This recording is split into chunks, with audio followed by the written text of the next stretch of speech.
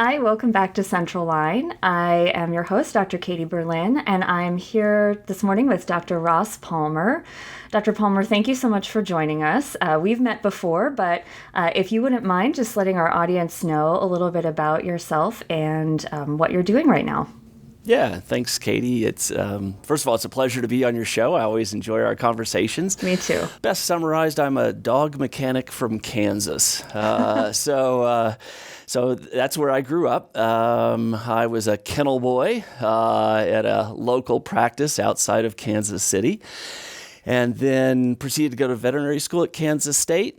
Went on, did an internship at the Animal Medical Center and a surgical residency at the University of Georgia, and also did some graduate work there. And then since that time, my career has been evenly split between academia and private practice, both as a practice associate and a practice owner.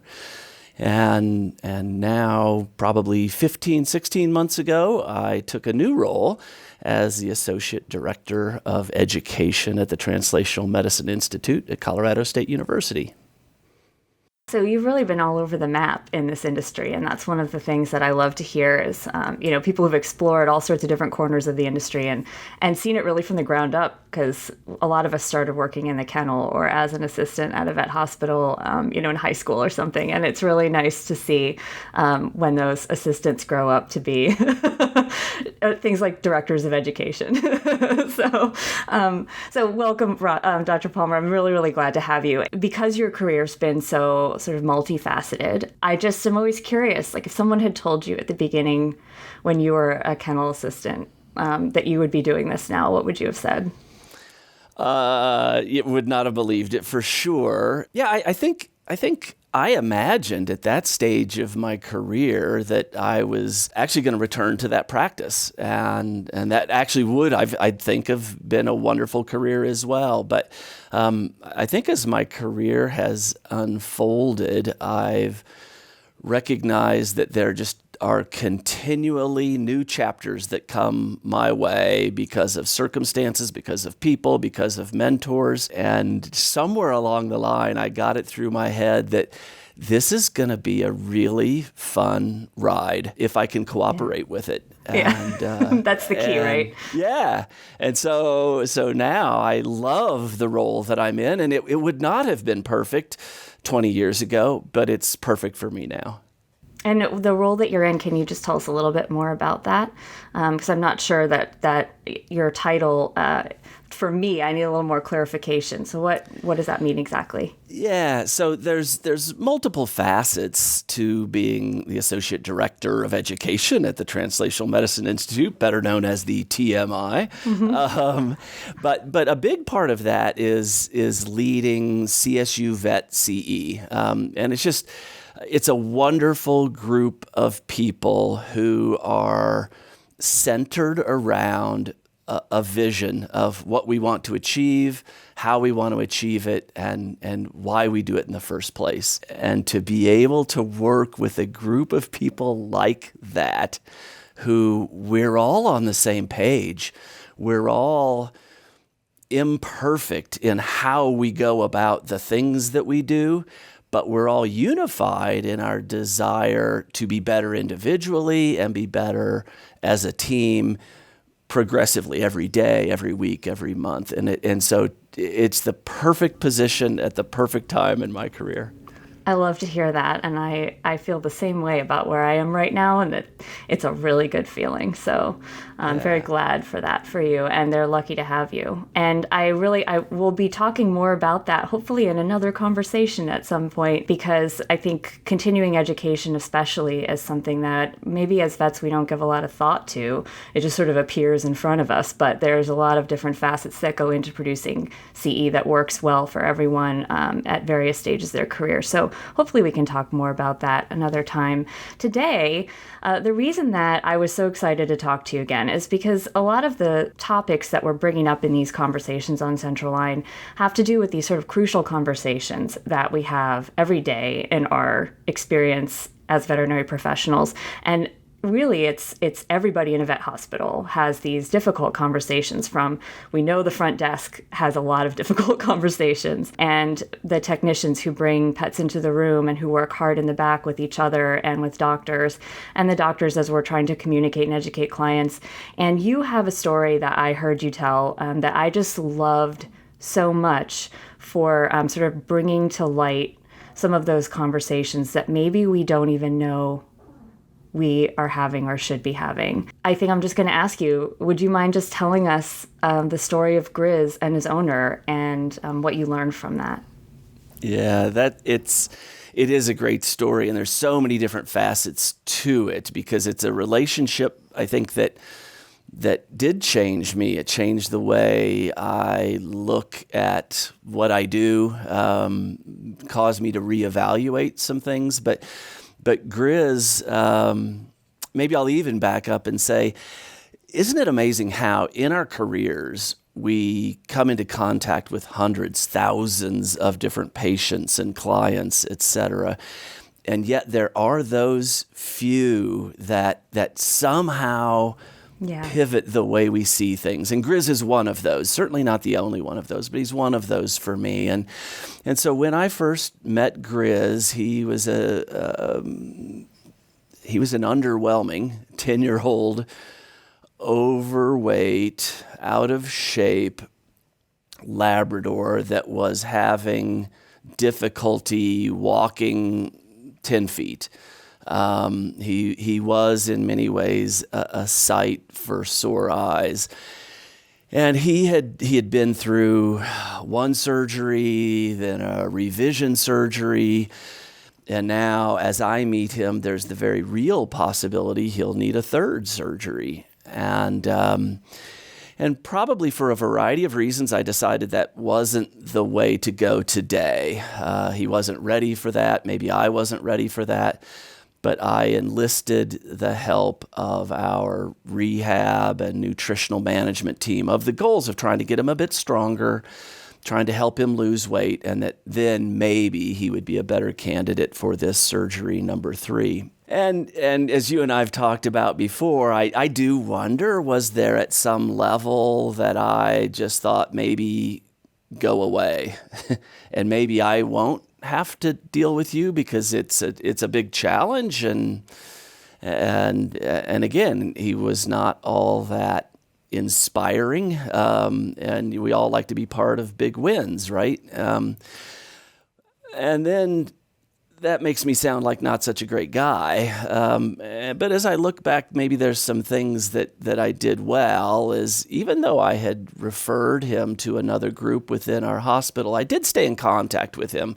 And I stayed in touch with his care and peripherally stayed in touch with his owner. And what was very cool is, and it was all their doing, it wasn't mine, but we began to see Griz change in front of our eyes, and he was improving, and he was getting stronger, and it was even becoming a question as to whether or not he was going to need this surgery number 3. But that's really where the story, or at least this part of the story, began, of the owner kind of dropped the bomb on me that his dream was to take Griz elk hunting in the fall. This is now maybe 5 months away.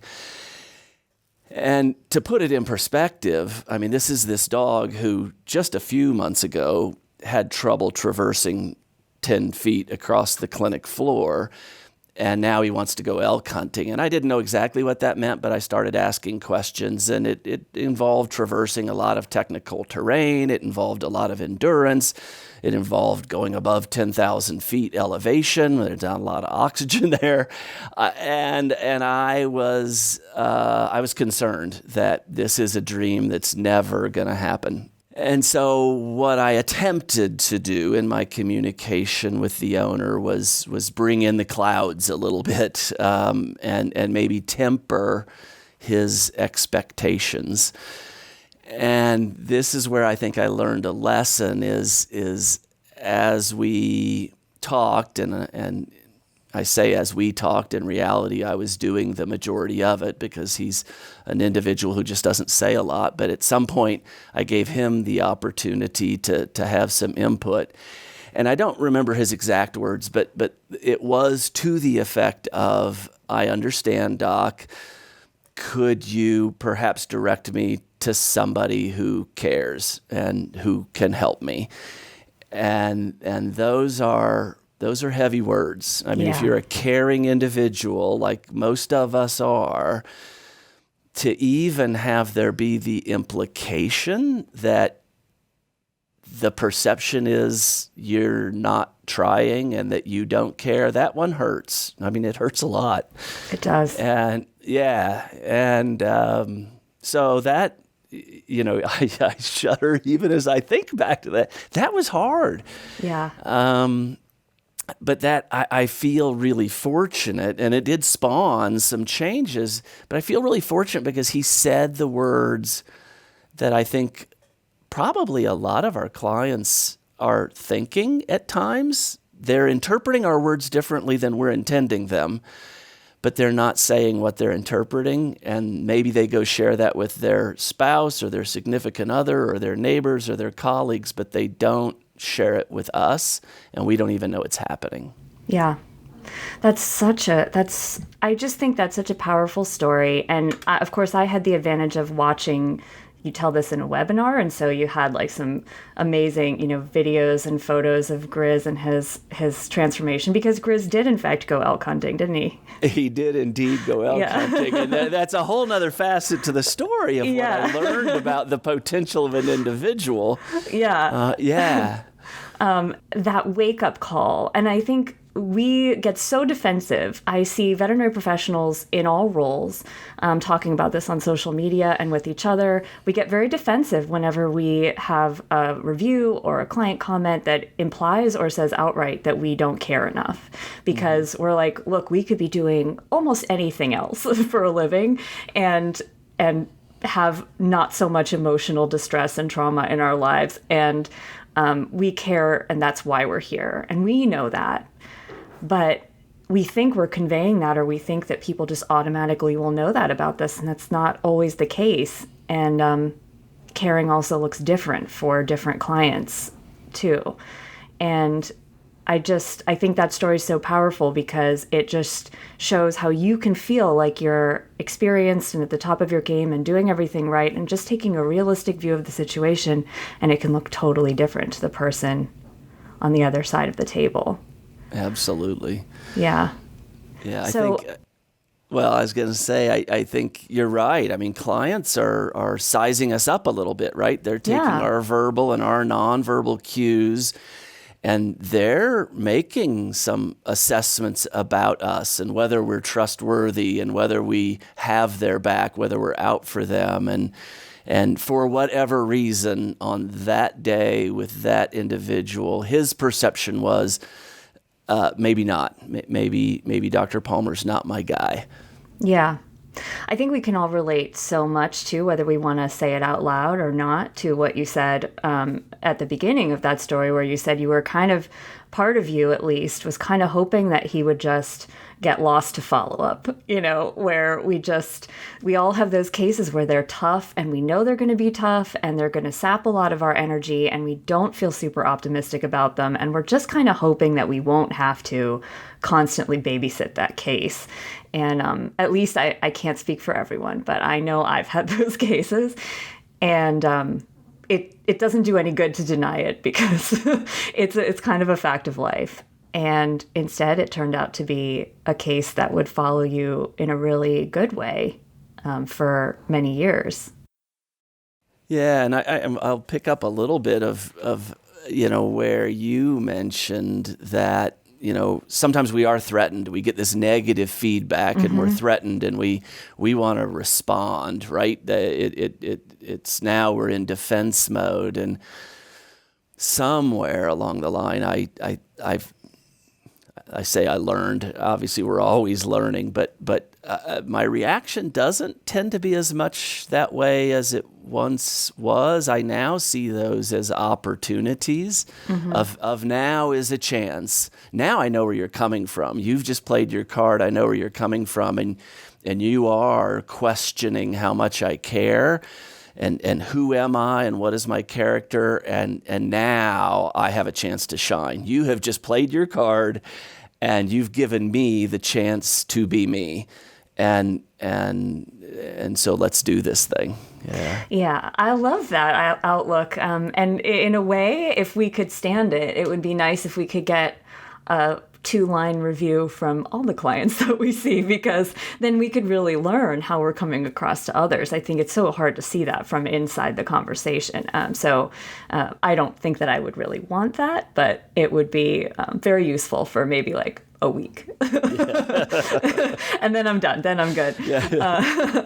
So after that, now you say that kind of gives you a chance to know where you stand with the client and show how you can help them and how much you do care. How overall do you feel like that experience has changed how you approach tough cases and maybe clients that don't want to talk a lot and they aren't giving you a lot of windows? How do you go into those conversations now since then? Well, I would love to say that I've reduced this to 3 easy steps that will improve your life, but I'm not going to. It's more that nagging realization and awareness that just because I'm saying certain words doesn't mean that's how they're being heard.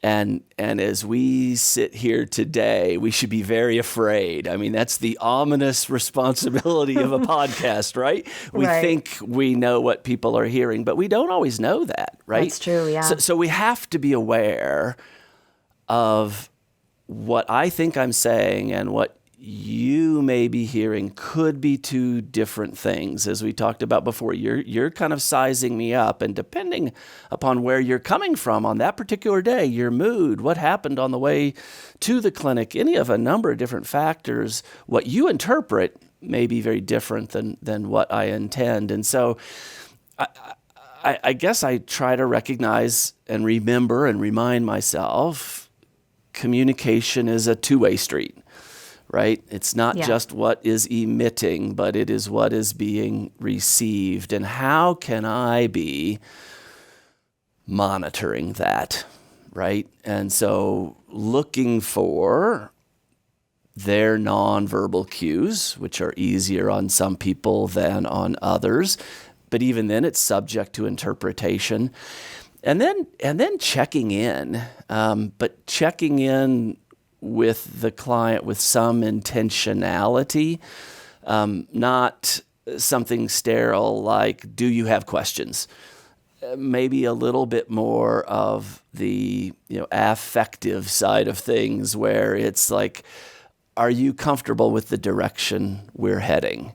Do you have any concerns about what we've talked about so far? It's opening up a little bit this more emotional, personal, reflective side, so I know where we are. Yeah, that's great advice. Listening is something I know for much of my career in the vet clinic, I didn't do very well. I was very good at talking at people and not very good at listening. And I don't think I really had any idea how clients were experiencing an appointment with me.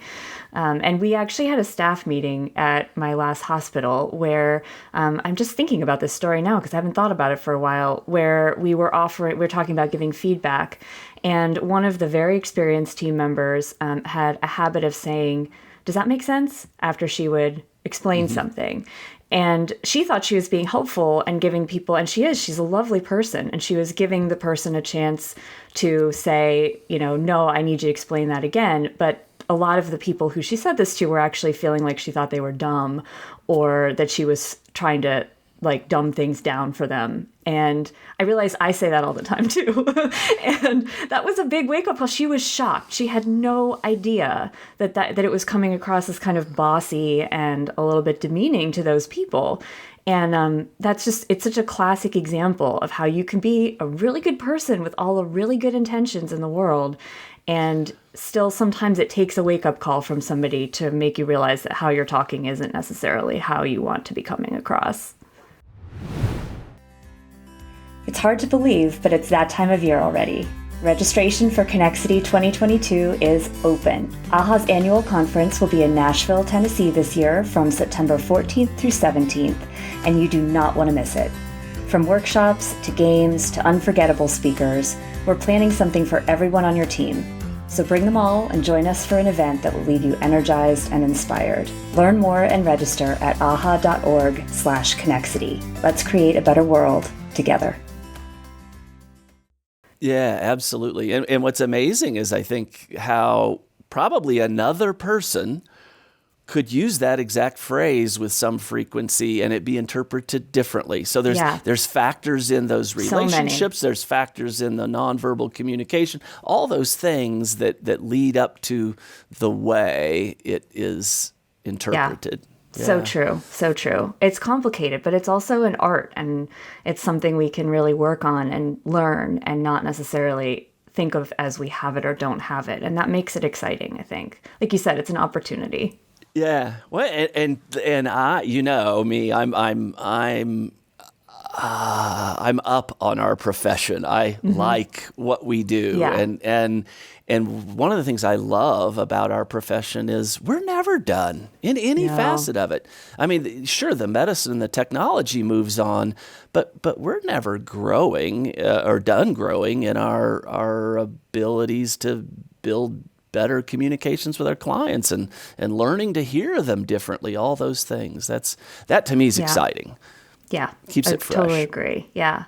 And I wanted to ask you too, because you work in an academic setting and most of us have not either, a lot of our support team have never worked in that setting, or we as vets haven't worked there since we were students or interns. And I feel like seeing appointments in an academic setting can kind of get a bad rap. If I send people to UPenn, I'm like, okay, you're going to have to take a long time for this appointment, and there's going to be a bazillion people that talk to you and ask you the same questions, and, it's going to be this whole process, but they're going to give you great care. But that's how I think of it, is there's a lot of steps, and there's a lot of different people involved, and it's kind of a thing. But there's good sides too. And besides, of course, the fact that you're getting cutting edge care. But I was wondering if there's something you think that veterinary professionals outside of academia could take from the academic experience and use in their own practice, maybe that they hadn't been thinking about. It's an interesting question. I need to back up. I need to point out again, half of my career has been private practice, half of it has been academia. So I really do still, I think, look at it from both sides. So I guess I don't think it's of it so much as what could private practice learn from academia, as much as, what is our collective? What do we learn from one another? And you hit a big one on the head, is listening. We're not good at listening. We have so much racing through our minds. There's a few things we want to clarify out of the history, etc. And so we go in, oftentimes I go into the exam room with a bit of an agenda, some bullet points I want to hit, etc. And I think that's a problem. And so we also have a huge challenge. I think there's a huge opportunity for sure in academia, but even in private practice of finding efficiencies. I mean, we need to look for efficiencies in a term that I'm gonna hate to use, but it's patient throughput. And throughput, I hate the term, right? Because it's so sterile. Yeah. We need to find efficiencies though in that throughput. And there are places we can do that. One of the places that isn't, I think, is in our communications. I mean, yes, I should even back up. There are ways that we can get information from a client online in advance of an appointment, et cetera. But what it shouldn't be is at the expense of person-to-person time in the exam room. If you're not done sharing your concerns, then I shouldn't be done listening. And yes, right, there's limits, there's parameters on that, et cetera. But, I heard of a human physician recently who a lot of people were just so impressed with this individual because this person could see 85 to 95 patients a day. Oh my God. Well, I did the math, right? That's 5 minutes per patient.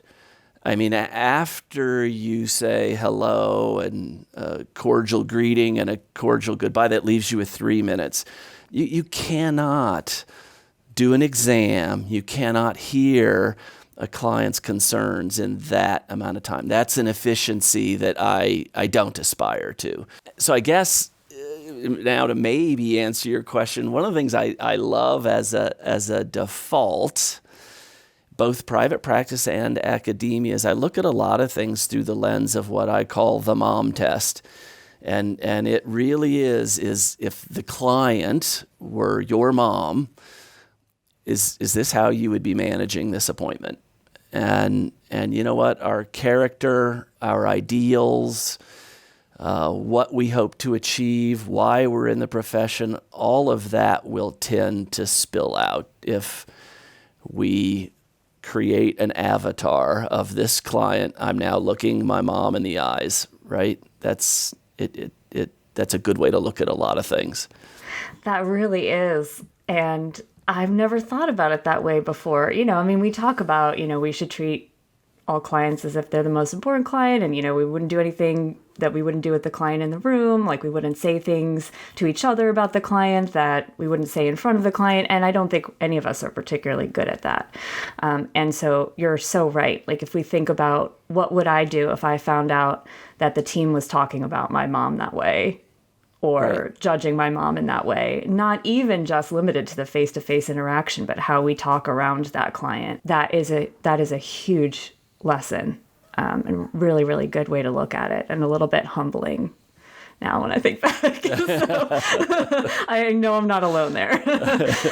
So thank you for sharing that. And and Dr. Palmer, I wanted to ask you one more thing too, because you were talking a little bit about patient throughput and workflows, and throughput is such a strange word too, but it is just, door to door, basically getting that patient and client in and out of the hospital in the most efficient way possible, because their time is valuable. What have you learned about that from working with, we're really big on teams here at AHA, and I know that you have a really, team-centric outlook too. What have you learned from the teams that you've worked with as far as trying to optimize that experience and make clients feel like the time they spend with you is valuable and isn't a waste of their time?